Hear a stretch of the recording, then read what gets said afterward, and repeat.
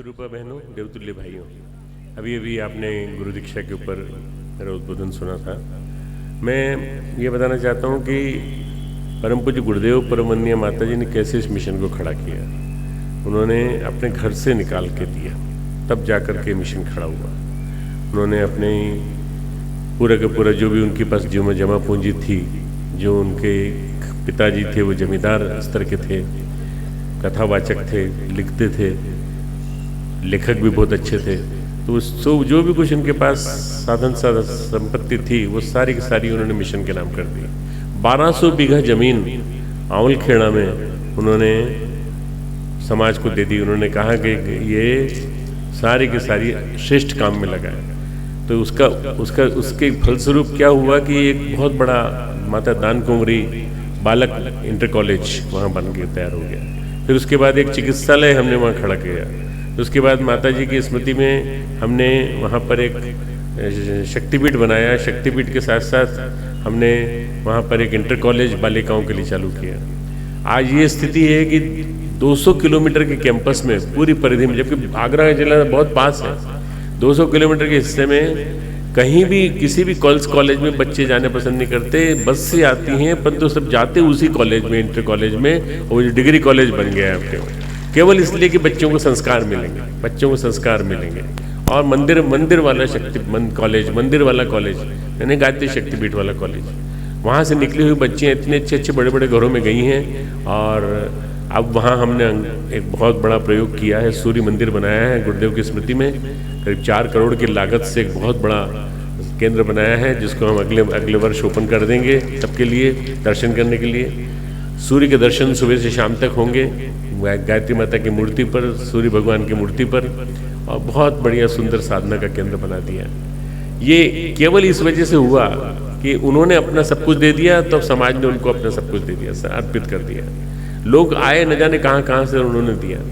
वंदनीय माता जी ने अपने सोने के गहने, पूरे के पूरे जेवर, सब जितने थे उन्होंने गायत्री तपोभूमि के निर्माण के लिए दे दिए।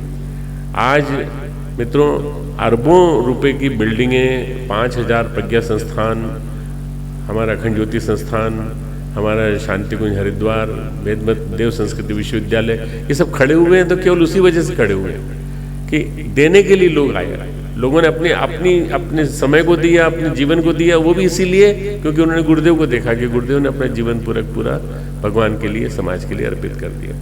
जो ऐसे होते हैं, ऐसे व्यक्ति होते हैं, ये देव पुरुष होते हैं, ऋषि पुरुष होते हैं, महामानव होते हैं, भगवान होते हैं, और भगवान बन जाते हैं, जीते जागते भगवान बन जाते हैं।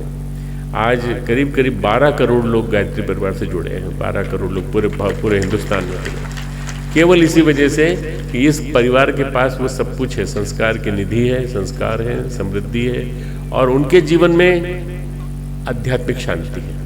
आज सबसे बड़ा जो कारण है अशांति का, वो है मानसिक तनाव, बेचैनी, उद्वेग, स्ट्रेस बहुत बड़ा कारण है। न जाने किस बात पे कई बार में से लोग कहते हैं कि बहुत ज़्यादा तनाव है, बीमार रहते हैं, सिर दर्द रहता है। तो मैंने ये कहा कि तनाव पालने से तुमको क्या मिलता है, ये बताओ। किसी चीज़ के बारे में तनाव आपने रख लिया तो उससे कोई बदले में उस तनाव से समस्या समाधान हो जाता है?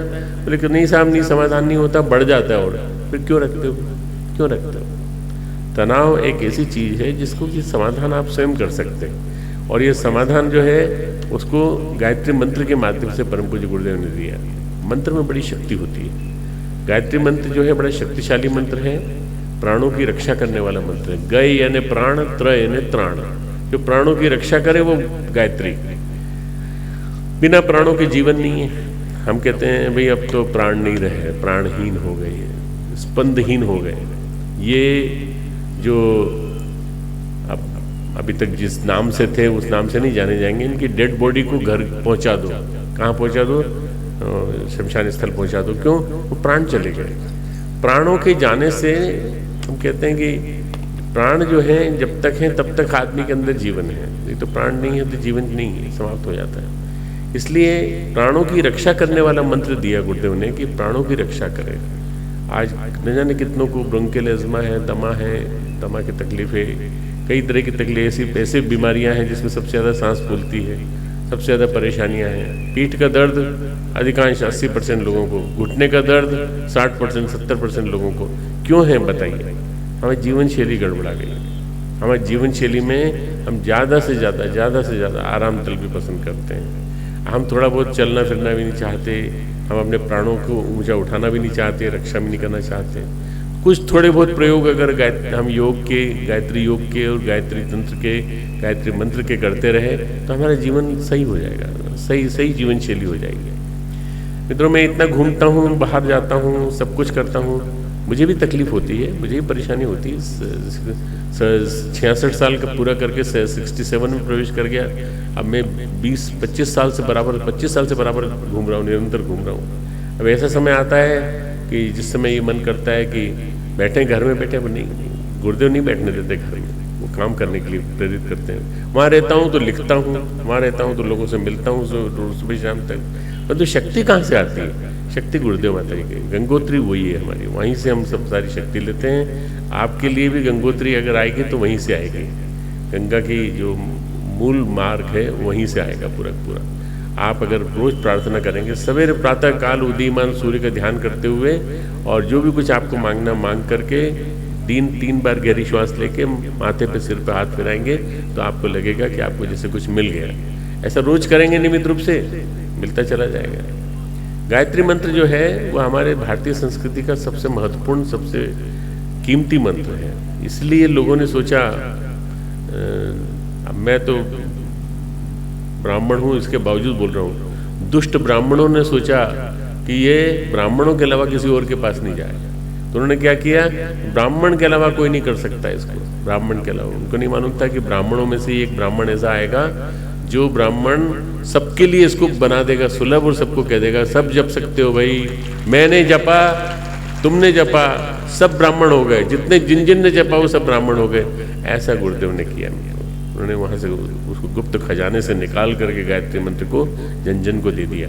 और उस जन को देने का चमत्कार है कि आज दक्षिण भारत जैसे प्रांत में, दक्षिण भारत के चारों प्रांतों में हमने यज्ञ किए, बड़े यज्ञ किए, और वहाँ सब जनता आती है, और वहाँ के साधु महात्मा, साधु संत सब पूरी तरह से सब स्वीकार करते हैं कि अगर किसी के पास शक्ति है, अगर कोई संगठन है जिसके पास कोई ऊर्जा है, जिसके पास विचार दर्शन है, तो वो है गायत्री परिवार। अगर कोई उद्धार कर सकता है तो गायत्री परिवार कर सकता है इस देश का।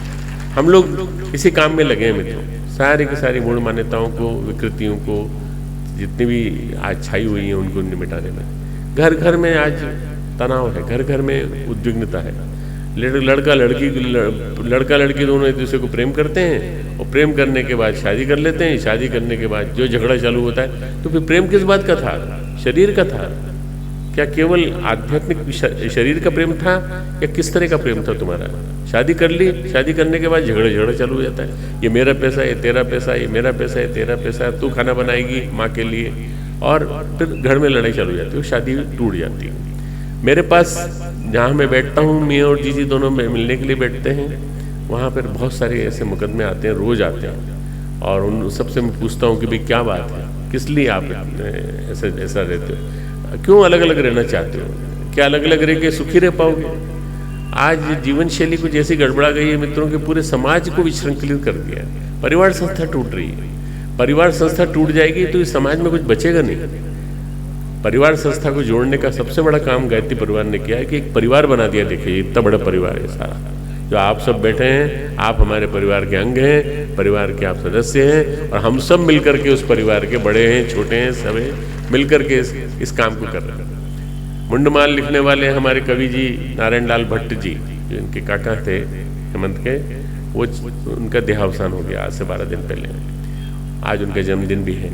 तो उन्होंने जो ये ग्रंथ लिखा, ऐतिहासिक ग्रंथ लिखा, उन्होंने कल्पना भी नहीं की होगी कि उसकी इसका विमोचन इतने विराट रूप में होगा जैसा ये हुआ है आज, केवल इसलिए कि हमने पारिवारिकता के धर्म को निभाया है।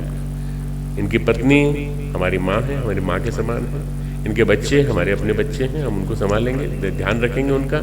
और ये कोई स्वार्थ भाव से नहीं, इसलिए कि हम निस्वार्थ परमार्थ भाव से सारी दुनिया को अपना समझते हैं। अयम निज परो वेत्ति गणना लघु चेत साम उदार चरिता नाम तु वसुधैव कुटुंबकम। हम वसुधा को सारी वसुधा कुटुंब मानते हैं। हमारे वसुधा इस कुटुंब वसुधा का जो कुटुंब है पूरा हमारा अमेरिका में भी है, कनाडा में भी है, भारत के कोने कोने में है, सब जगह है, कश्मीर में भी है, कन्याकुमारी में भी है और असम में भी है। अभी हम 3-4 महीने बाद मैं और जीजी दोनों जा रहे हैं गुवाहाटी में, अपना 4 मंजिल का चेतना केंद्र बन के खड़ा हो गया, उसका उद्घाटन करने जा रहे हैं। फिर उसके बाद हम बेंगलोर के चेतना केंद्र का प्राण करने जा रहे हैं, वो भी 5 मंजिल का बन के तैयार हो गया। ये सारी की सारी चीज़ें बता रही हैं कि धर्म के क्षेत्र में, अध्यात्म के क्षेत्र में क्रांतिकारी चिंतन आ रहा है और देखते देखते बदलाव आ रहा है। बदलाव आएगा और आप देखना आने वाले 10 वर्ष बड़े बड़े महत्वपूर्ण हैं। इन 10 वर्षों में तेजी से सतयुग की लाली आती हुई दिखाई देगी आपको। ऐसा लगने लगेगा श्रेष्ठताओं का संवर्धन हो रहा है, परमार्थिक प्रवृत्तियों का संवर्धन हो रहा है और देखते देखते बदलाव आएगा। आप सबको इस रानी हाड़ा के क्षेत्र में रहने वाले सब प्राणवान परिजनों को, सलूम्बर के लोगों को और हमारा उदयपुर से लगा हुआ पूरा बेल्ट, उदयपुर जोन के अंतर्गत काम करने वाले सभी के सभी जितने भी लोग हैं उन सभी को ढेर सारी मंगल कामनाएं। सभी यहाँ रहने वाले परिजनों को खूब खूब मंगल कामनाएं। हम आपके बीच से चले जाएंगे, अब भोजन आपकी भोजनशाला में करेंगे और भोजन यहाँ करके हम निकल जाएंगे। थोड़ी देर बाद हमारी बहनें भी निकल जाएंगी, थोड़ी देर बाद हमारे भाई भी निकल जाएंगे। पर इसका मतलब ये नहीं कि हम हमेशा के लिए जा रहे हैं, हम फिर से आएंगे। आप बुलाओगे कि नहीं बुलाओगे तो आएंगे, ठीक है। और आएंगे तो फिर हम ये देखने आएंगे कि ये मंदिर ठीक से चल रहा है कि नहीं, शक्तिपीठ ठीक से चल रहा है कि नहीं, कहीं दुकान बन के तो नहीं रह गया है, कहीं जमींदारी तो नहीं बन गई रह गई किसी की।